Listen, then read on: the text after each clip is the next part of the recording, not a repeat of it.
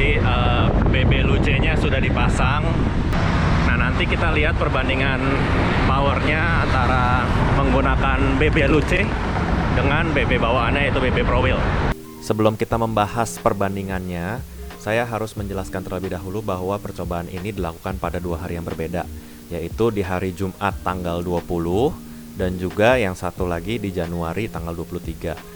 Nah, kondisi di kedua hari ini itu cukup berbeda ya. Jadi yang di hari Jumat itu kecepatan anginnya itu 9,3 dan di hari Senin itu 10,1. Ya memang kalau secara angka tidak berbeda jauh, hanya kurang lebih sekitar 0,8 km per jam untuk kecepatan anginnya. Nah, di sini pun kita bisa lihat bahwa difficulty-nya atau kesulitan ride-nya sendiri itu kedua-duanya hanya 0,3. Akan tetapi pada hari tersebut itu cukup terasa ya perbedaannya kalau kita di jalan. Nah, untuk memperkecil perbedaan, maka kita akan mengambil satu segmen kecil yang sudah dilingkari merah sini. Nah, di segmen ini posisi saya berada di depan. Nah, yang mana kita bisa menganulir power saat drafting dan wind resistance-nya atau terpaan angin. Jadi semoga dengan kita mengambil satu segmen kecil ini, kita bisa membandingkan dengan lebih adil. Nah, sebagaimana tadi sudah disebutkan, kecepatan angin itu 9,3 km per jam di hari Jumat. Nah, ada perbedaan juga dari setup sepedanya, bahwa di hari Jumat itu saya menggunakan clip-on, walaupun BB seramiknya belum dipasang. Nah, kecepatan rata-rata di segmen tersebut 41,6 km per jam. Ini bisa dilihat pada grafik di ujung yang berwarna biru 41,6. Nah, power yang dikeluarkan selama satu segmen itu adalah 207 watt. Oke, sedangkan pada hari Senin itu kecepatan anginnya lebih tinggi ya, 10,1 km per jam. Nah, saat hari itu saya tidak menggunakan clip-on, tetapi BB-nya sudah menggunakan BB Ceramic Luce. Yang didapat kecepatannya itu hanya 39,3, sedangkan powernya itu 203 watt.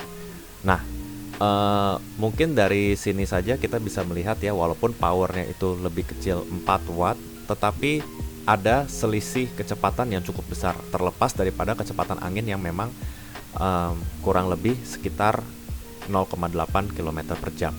Nah, di sini sudah saya rangkumkan sedikit perbedaan situasi dan kondisi di hari Jumat dan Senin, dan juga sudah dihitungkan selisih kecepatan dan selisih tenaga yang dikeluarkan. Oke, nah dari sini bisa dilihat bahwa sebenarnya menggunakan clip-on itu lebih efektif dalam mencari kecepatan dibandingkan kita upgrade bottom bracketnya. Bottom bracketnya ini pada hari Jumat walaupun belum menggunakan seramik, masih menggunakan Pro Wheel, bottom bracketnya juga belum diservis dari pertama kali sepeda ini dibeli. Nah, sedangkan hanya dengan menggunakan clip-on saja, memang power yang dikeluarkan lebih besar 4 watt. Juga kecepatan anginnya lebih pelan 0,8 km per jam.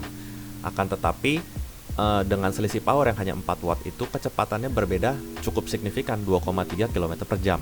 Nah, ditambahkan dengan sumber lain yaitu dari yellowjersey.co.uk, mereka sudah melakukan penghitungan berapa besar power yang dibutuhkan dengan setiap naiknya kecepatan angin per 5 km per jam. Jadi di sini hitungan dasarnya adalah kita mengeluarkan power 180 watt. Gradiennya datar dan posisinya itu tangan adanya di hoods atau di drifter. Nah, pada kecepatan kita langsung saja lihat di kecepatan angin 10 km per jam itu butuh power 106 watt lebih besar. Jadi kurang lebih dalam hitungan tersebut 286 watt. Tentu saja ini tergantung kepada ridernya juga ya. Nah, jadi pada uji coba di sini rider tersebut harus mengeluarkan power hampir 300 watt menghadapi headwind sekencang 10 km per jam. Nah, dari sini maka kita bisa mengambil kesimpulan bahwa jika kita harus mengeluarkan power yang segitu besarnya untuk menghadapi angin, maka jika kita bisa menghemat sekitar 4-5 watt dengan menggunakan BB seramik pun, ya akan ada dampaknya, tetapi tidak terlalu signifikan.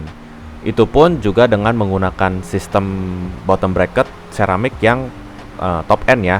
Kalau misalnya menggunakan seramiknya seperti yang saya pakai sekarang, yang saya review, boleh dibilang tidak ada efeknya sama sekali. Nah, kembali lagi kepada data yang tadi kita dapat dari percobaan kecil di Jakarta. Ya, mungkin jika harus dibandingkan antara mengupgrade bottom bracket atau membeli clip-on, sekali lagi akan saya katakan lebih baik kita investasi pada clip-on. Clip-on juga bisa kita pindah-pindahkan dari satu sepeda ke sepeda yang lain. Sedangkan kalau bottom bracket, misalnya frame-nya menggunakan bottom bracket yang beda jenisnya, tentu tidak bisa dipakai kembali. Lalu bagaimana dengan keloncarannya sendiri atau mungkin secara psikologi? Jujur saja ketika saya menggunakan sepeda ini, saya tidak merasakan adanya perbedaan bahwa bottom bracket ini lebih loncer. Nah, ini juga hanya untuk perbandingan dengan Hambini bottom bracket. Nah, di sini bisa kita lihat bahwa yang Hambini bottom bracket ini malah setelah hampir selesai berputar, bottom bracket ini masih memberikan efek bandul terhadap cranknya, sedangkan BB Luce ini tidak ada efek bandulannya. Nah, jadi dari sini bisa diambil kesimpulan kalau memang tes ini valid bahwa BB Luce ini tidak seloncer yang kita pikirkan.